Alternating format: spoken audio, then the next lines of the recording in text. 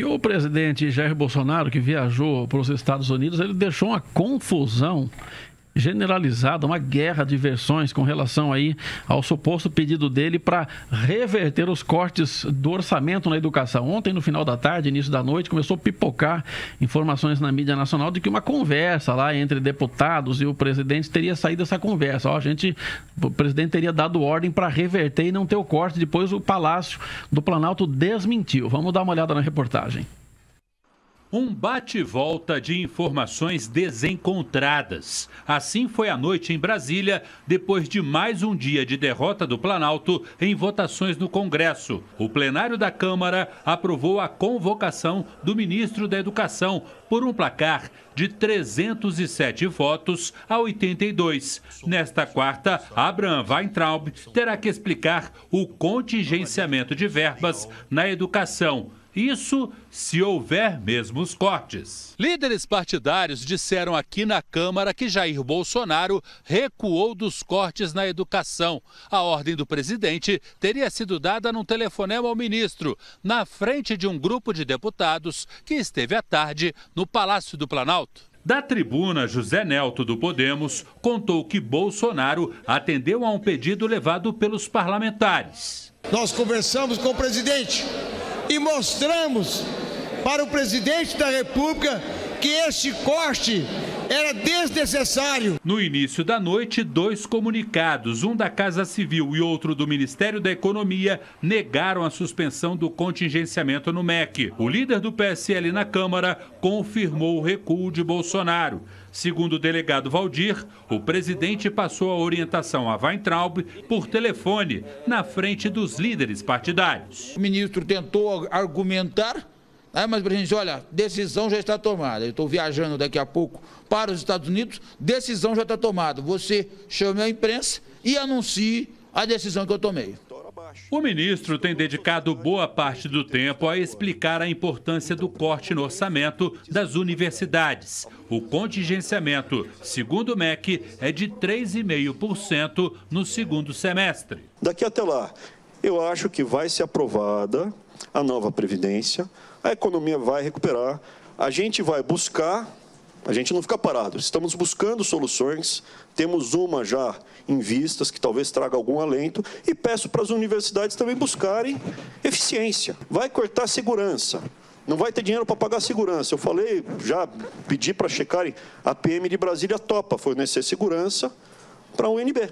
Resta saber qual posição vai prevalecer, a dos líderes partidários ou da Casa Civil e do Ministério da Economia. O governo garante que não tem recursos para cobrir o rombo nas contas públicas, até porque a previsão de crescimento da economia neste ano é baixa, não passando dos 2%.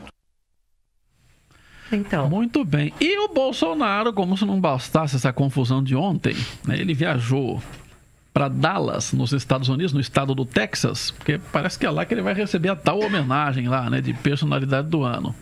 E ele disse, em frente ao hotel onde ele vai ficar hospedado, que para jornalistas que o abordaram ali, que esse pessoal que está na rua hoje aqui no Brasil é massa de manobra e idiota útil.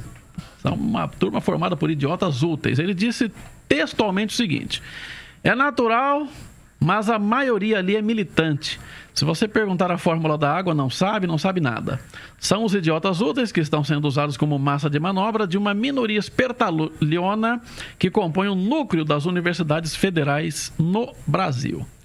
A gente sempre fala, eu até falei na redação, que o que tem de mais fácil, né, no país, em qualquer cidade, é você convocar protesto de estudantes. Porque os jovens, né, o jovem normalmente, o estudante já tem aquele espírito de rebeldia, né, pela idade, pela própria condição ali da faixa etária. E também tem um componente importante que ninguém pode negar, que é o fato de enforcar a aula.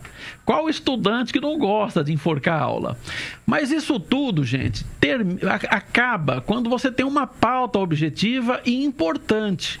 né? E uma confusão no meio do caminho, que é corte de verbas e declarações que acabam realmente deixando o pessoal da comunidade acadêmica, especialmente em universidades públicas, realmente, como disse a Zezé aqui, de saco cheio com o governo. Então, quer dizer, quando a pauta é objetiva, quando tem a defesa da educação contra determinação de corte de verba, tem uma pauta que não dá para ir contra, independentemente de juntar muita gente por qualquer razão. Então, o governo tem que levar a sério quando o governo Alckmin tomou uma invertida no governo passado, aqui em São Paulo, que ele começou ali a implementar um plano para mudar o currículo e não conversou com a comunidade educacional, não conversou com professores, não conversou com estudantes. E aí o que aconteceu? O pessoal parou, todo mundo sentou no pátio, foi uma confusão danada, pegou mal para dedéu e ele teve que voltar atrás. Então, quer dizer, independentemente de qualquer coisa, se é de esquerda, se não é, tem que levar a sério, tem que tomar cuidado com a pauta de educação, porque não emplaca, não adianta.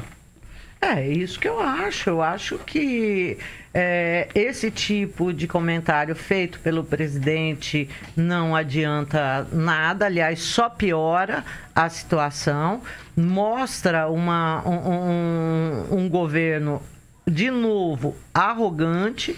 E eu tenho a impressão que esse tipo de movimento aqui tem potencial para causar muito dano para o governo. O governo que fique esperto, porque isso aqui não é brincadeira, isso daqui é povo na rua, ainda que sejam estudantes. Porque esse povão, tá todo mundo muito cheio, muito cansado. E eu acho que se houver alguma coisa assim que engrosse, a gente vai ter nego indo para a rua por causa do corte das universidades, a gente vai ter gente indo para a rua porque a população não aguenta mais o comportamento político que vive chupinhando os impostos, a carga tributária altíssima. Então eu acho que isso daqui pode virar um caldo grosso. Eu acho que pode, gente. E povo na rua não subestime, viu? Que é erro.